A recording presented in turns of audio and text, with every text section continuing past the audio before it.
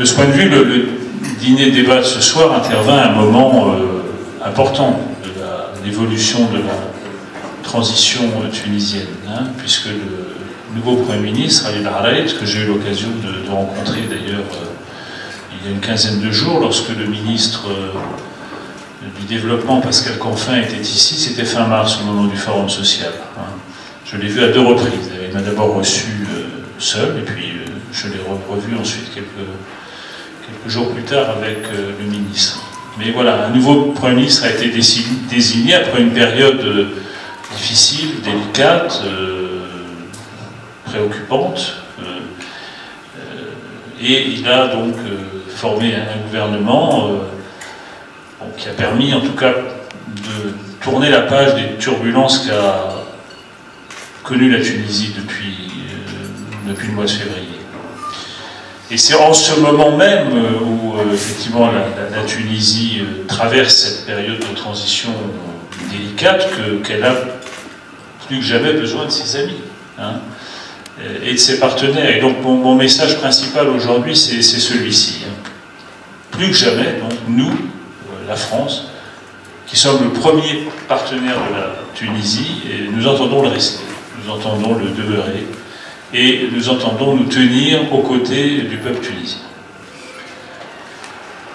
Alors, nouvelle vision, oui, parce que la révolution tunisienne nous a évidemment conduit à réorienter notre action afin d'être au diapason de la nouvelle Tunisie telle qu'elle s'est affirmée à partir de janvier 2011.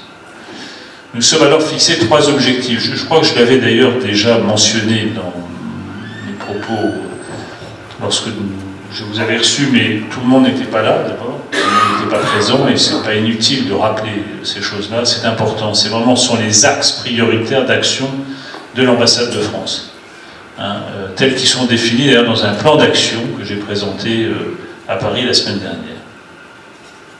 3 objectifs. Le premier, appuyer l'émergence de la société civile tunisienne et favoriser le développement de ses liens avec la société civile française.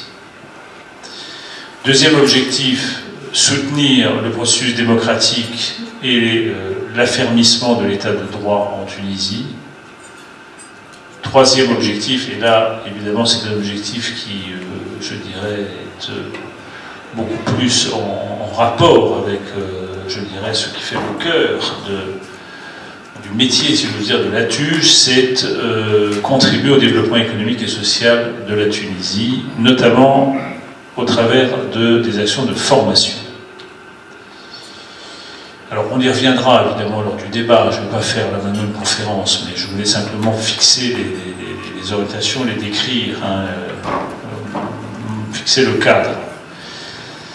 Alors, nous avons également revu, dans un certain nombre de domaines, nos modes d'intervention. Hein, par exemple, en veillant à ce que, davantage que par le passé, nous sortions du Grand Tunis. Nous déployons notre action, notamment culturelle, et à destination de la société civile, sur l'ensemble du territoire tunisien.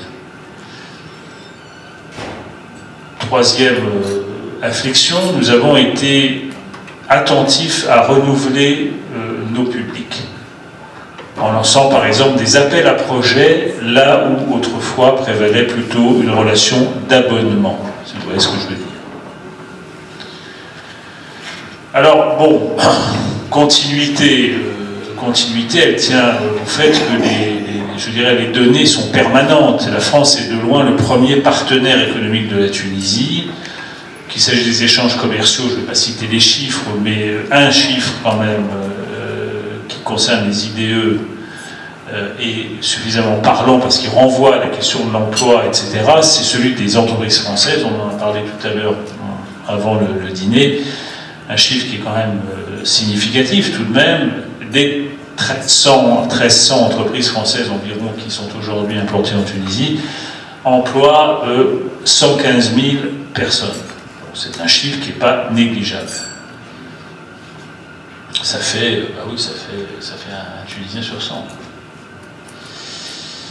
Alors si on regarde maintenant les chiffres de la coopération, on s'aperçoit que de janvier 2011 à janvier 2013, c'est-à-dire sur 2 ans, le budget de la coopération française était et est donc l'un des tout premiers au monde en valeur absolue, et même le premier au monde rapporté au nombre d'habitants. C'est un 18 millions d'euros environ hein, sur les 2 années.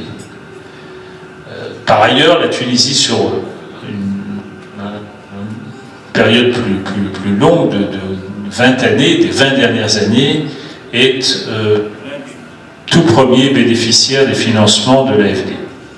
Et là, Cyril Berton et Benoît Lehonneur pourront, je dirais, revenir sur ce point, si vous le souhaitez et s'ils le souhaitent.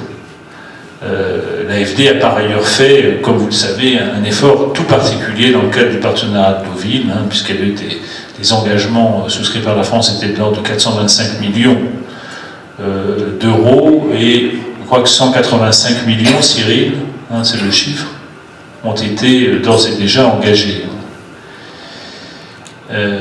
Et puis bon, je pourrais également citer d'autres chiffres, mais qu'il faut avoir toujours présent dans les mémoires, parce que les chiffres, on les oublie, et puis voilà, après on finit par voir dans certains journaux, dans certains commentaires, des questionnements sur le mode, mais que fait la France? Quand ce n'est pas la France ne fait rien, ce n'est pas vrai, la preuve, je viens de citer des chiffres qui montrent tout le contraire. En matière d'enseignement, par exemple, nous avons 7500 élèves tunisiens, eux aussi des Français ou des franco-tunisiens, enfin majoritairement tunisiens scolarisés dans notre réseau scolaire, en Tunisie simplement. Nous avons pratiquement 2 fois plus d'étudiants tunisiens en France, de l'ordre de 13 ou 15 000. Aujourd'hui, 2000 bourses ont été accordées à des Tunisiens depuis le 14 janvier 2011, etc. Bon, alors bien sûr, je ne nierai pas que l'image de la France a pu être brouillée hein, au moment des événements de la Révolution, et ça je ne conteste pas. Je ne conteste pas non plus d'ailleurs que la Tunisie ait la volonté de diversifier ses partenariats. Il n'y a pas de chasse gardée pour personne, je dirais, il faut être les meilleurs. Nous sommes les premiers, nous souhaitons le rester, et nous devons pour ça être les meilleurs. Bon, il y a bien sûr la dimension humaine, affective, l'amitié, d'habitude, mais il y a aussi, voilà, et nous devons être compétitifs, c'est évident. Et puis, nous ne devons pas contester que la Tunisie veuille aussi avoir des partenaires divers, comme nous avons aussi des partenariats divers. La France, voilà, il n'y a pas non plus en France, de ce point de vue, de chasse gardée ou de monopole pour quiconque. Mais ce qui est important, alors peut-être dans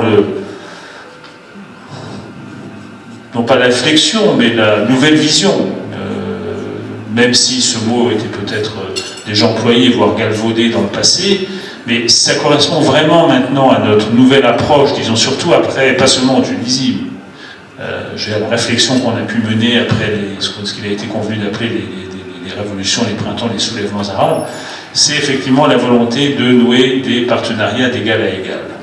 Ça, c'est une réflexion qui, je dirais, tendait d'ailleurs aussi les initiatives qui ont été prises dans le domaine du partenariat euro-méditerranéen. Moi, je me rappelle d'un discours de Chirac, parce que j'étais à l'époque chargé du processus euro-méditerranéen, et j'avais accompagné le président de la République à Barcelone, au sommet des 10 ans de Barcelone, hein, décembre 2005. Bon, et Chirac avait prononcé un discours très fort, où justement il pointait les dysfonctionnements du partenariat qui reposait précisément sur un déséquilibre nord-sud, avec un nord qui dicte, un sud qui voilà, est soumis à quelque sorte à des pressions, à des directives, et ça c'est ça qu'on a voulu justement changer dans notre approche du partenariat d'égal à égal entre partenaires. Alors partenariat, c'est partenariat, ça veut dire voilà, chacun, on définit les règles et on les respecte, on les applique. Et on pourrait y revenir d'ailleurs sur les aspects politiques aussi, parce que voilà, un partenariat ça engage de part et d'autre, et notamment avec l'Union européenne. Voilà. Sur la relation politique, et j'en terminerai là parce qu'après on pourra plutôt échanger, ce n'est pas un monologue. J'en prendrai volontiers la formule que j'avais déjà, je crois, employée devant vous, qu'avait employé aussi Bertrand Delanoë, qu'a employé notre aussi directeur du département du monde arabe au Quai d'Orsay, qui était aujourd'hui même et hier à Tunis, et qui a vu à la fois tous les responsables politiques, du Béjéret Sepsi à Ranouchi, en passant par Hamdami, Maya Chalibi, et aujourd'hui le ministre des Affaires étrangères cet après-midi, M. Jarandi, et effectivement la formule ni indifférence ni ingérence qu'on utilisait jadis au Congrès du Québec nous paraît devoir aussi s'appliquer à la Tunisie. Comment pourrait-on être indifférent un pays qui nous est si proche, vous l'avez si mentionné vous-même, les liens y compris familiaux, nombreux, Ranouchi, que nous avons rencontré hier, mentionnait lui-même que 6% des Tunisiens vivaient en France. C'est le chiffre d'ailleurs exact, puisque je crois qu'il y a 660 000 environ Tunisiens qui résident en France. La communauté française importante ici aussi numériquement, franco-tunisienne essentiellement, parce qu'il y a aussi le phénomène de la binationalité qui est important. Nous devons aussi davantage peut-être nous devons réfléchir à ce que peut être l'apport aussi des binationaux, un apport positif naturellement, dans tous les domaines. Donc pas d'indifférence, impossible. Pas d'ingérence, c'est évidemment exclu. Nous ne sommes plus dans une situation où nous serions fondés à nous ingérer dans les affaires tunisiennes. C'est totalement impensable. C'est impensable. Le destin des deux peuples est lié, mais le concept d'ingérence dans ces conditions nous est évidemment complètement étranger. On est dans une relation de partenariat d'égal à égal, je le répète, sur la base d'intérêts partagés. Donc nos relations, le partenariat, ce n'est pas un partenariat bilatéral, c'était le partenariat euro-méditerranéen dont ça a lancé à Barcelone en 1995, dont effectivement une critique a été développée, notamment par les pays du Sud, par un certain nombre de penseurs des pays du Sud, qui ont pointé précisément tout ce qui en faisait un partenariat inégal. Hein, c'était l'image du Nord qui dicte et du Sud qui est soumis à un diktat. Bon, ça, on peut le trouver aussi parfois dans des partenariats bilatéraux. C'est précisément ce que nous souhaitons éviter. Après, il appartient à chacun de nourrir ce partenariat. Quand on dit d'égal à égal, c'est qu'il n'y a pas une partie qui ne domine pas l'autre, c'est tout. Voilà, et que c'est le respect qui inspire les relations entre partenaires. Bon, après, moi, je ne veux pas rentrer dans le détail de ce qu'il faut, je dirais, mentionner en termes d'égalité, etc. Donc je ne veux pas entrer dans ces discussions philosophiques. Mais voilà ce que je voulais dire par opposition à ce que peut être une relation inégale, hein, et qui renvoie aussi peut-être à un passé que nous considérons comme révolu, en tout cas, hein, celui où nous étions dans une situation dominante, ce qui n'est plus le cas aujourd'hui. Alors voilà. Sur l'aide de la France, bon, écoutez, il y a des instruments, j'ai des instruments pour ça, mais les instruments, il y a les prêts de l'AFD, il y a les instruments financiers du Trésor, mais là, mes collaborateurs pourront peut-être intervenir de manière plus précise sur ce qui est disponible. Et il y a des choses qui sont disponibles, notamment au titre de la réserve pays émergent. Je sais que Christelle pourrait dire des choses utiles et intéressantes, ça on ne le sait pas non plus. Parfois les Tunisiens eux-mêmes ne le savent pas d'ailleurs, il y a des instruments financiers extrêmement avantageux qui sont disponibles et qui ne sont pas utilisés. Et pas de notre fait, n'est-ce pas Christelle? Mais je vous laisserai peut-être préciser ces choses. Sur les droits de l'homme, alors vous dites que la France apparaît timorée, moi je ne crois pas qu'elle soit timorée.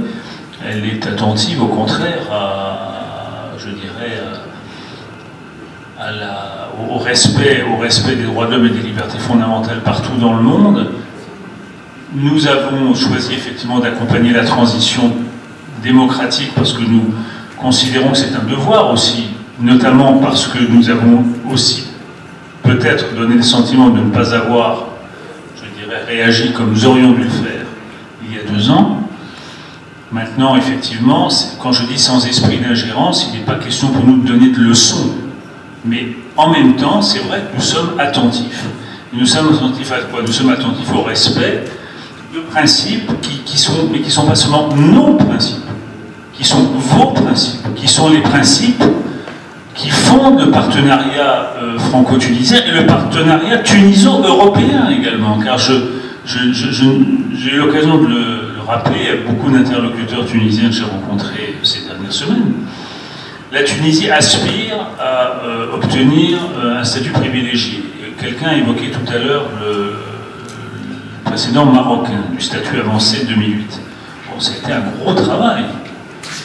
Les Marocains ont beaucoup travaillé, et beaucoup de réformes ont été entreprises, et ils ont obtenu effectivement, avec d'ailleurs l'appui de la France, ce statut avancé. Nos amis tunisiens, nos partenaires tunisiens, les autorités tunisiennes que nous avons encore rencontrées aujourd'hui avec mon collègue venu de Paris, souhaitent que la France soit le porte-voix de la Tunisie, nos relations avec l'Union européenne, soit le relais de la Tunisie.